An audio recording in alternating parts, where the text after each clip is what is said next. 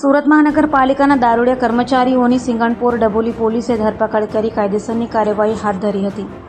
સુરતના સિંગણપોર ખાતે આવેલ મનપાના સ્વિમિંગ પુલમાં દારૂની મહેફિલ માણી રહેલા પાલિકાના કર્મચારીઓને જાગૃત નાગરિકે પકડી પાડી કોર્પોરેટરને જાણ કરતા કોર્પોરેટર સ્થળે દોડી ગયા હતા અને પોલીસને બોલાવતા પોલીસે સ્થળે દોડી જઈ દારૂની મહેફિલ માણનાર પાલિકા કર્મચારીઓની ધરપકડ કરી હતી.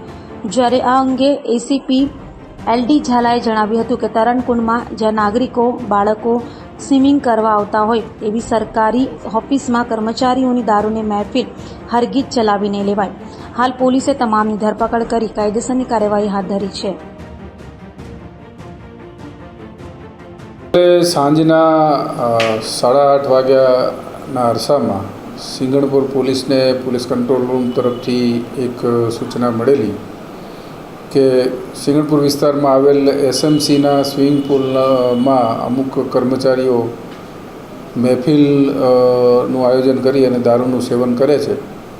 જે મળેલ બાતમી ખરેખર તો આ બાબતે કોઈ મીડિયાના કર્મચારી તરીકે ઓળખ આપનાર વ્યક્તિએ પોતે આ જગ્યાએ આ લોકોને કર્મચારીઓને મહેફિલ માણતા વિડીયો રેકોર્ડિંગ કરેલું અને વિડીયો જે છે એ સોશિયલ મીડિયામાં વાયરલ કરેલો અને વાયરલ વિડીયોમાં પણ એ બોલતા સંભળાય છે અને સ્થાનિક કોર્પોરેટર નરેન્દ્રભાઈને બોલાવે છે. નરેન્દ્રભાઈએ જ આ કંટ્રોલ રૂમમાં ફોન કરેલાની હકીકત તપાસ દરમિયાન જાણવા મળેલ છે.